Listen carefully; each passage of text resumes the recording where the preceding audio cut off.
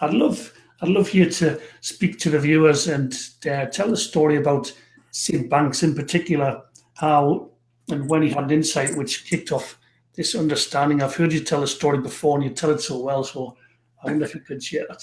Well, I'll tell my version of it, and I bet there'll be some purists who say, no, it didn't happen like that. But my understanding of the story is Syd Banks, who people may not be aware of, was, if you like, the founding father of the three principles, or the person who spotted. He was what Newton was to gravity, what Syd Banks is to the three principles, for want of a better expression. And my version of the story goes like this. He was born and raised in Scotland, in Edinburgh. He was a welder. Eventually, at some point, I believe in the 60s, he emigrated to Canada, where he met and he married and he raised a family on a small island close to Vancouver, somewhere out there. And as his relationship grew, it got a little on the dodgy side, and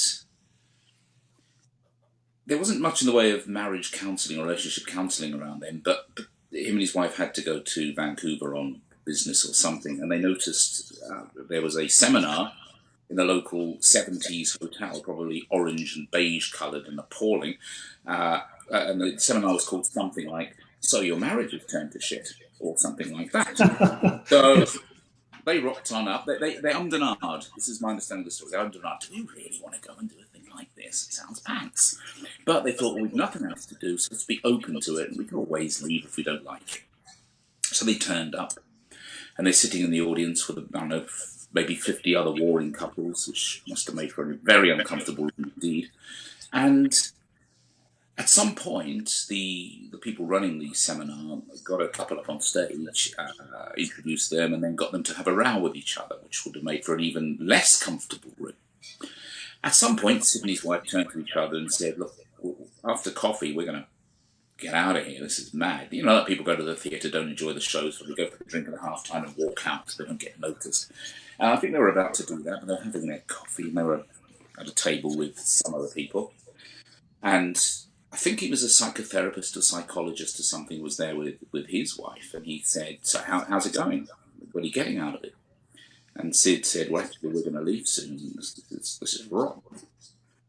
And the psychologist guy said, "Oh, well, I think we're doing okay." But Syd said, "I've figured out something." He said, "The reason why our relationship is a bit wonky is because I'm insecure. I'm insecure about whether I'm a good enough husband. I'm insecure about what he's up to when I'm at work. And I know that it's all fine, but there's still this bit of me which cannot quite believe it. And when it comes to work, I know I'm a good welder, but I never go up the ladder because I'm insecure that I'm good enough. And I'm not even sure the lads at work like me, although they patently do. And when it comes to the kids, do I love them enough? Do they love me enough? Am I a good enough father? I'm insecure about this, that, and the other. Insecure.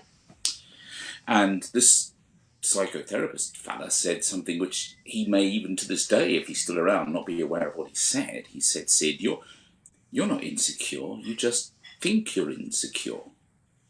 And Syd had a moment of insight, a light bulb went off in his head. And I think he went away and he reflected. More about that later too.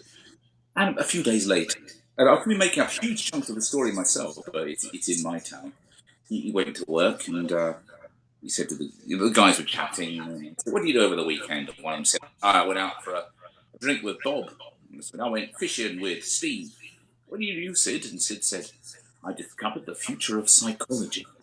Which, when you call a welder and your mate Syd the welder says you've discovered the future of psychology, you tend to think he might have completely lost his marbles.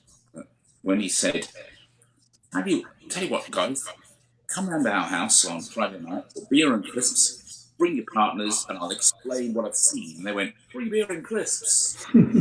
Rant. And so they went round, and he sat down and explained the story, what he'd seen, and slowly but surely, these people in the room are thinking, "I think he's got something here."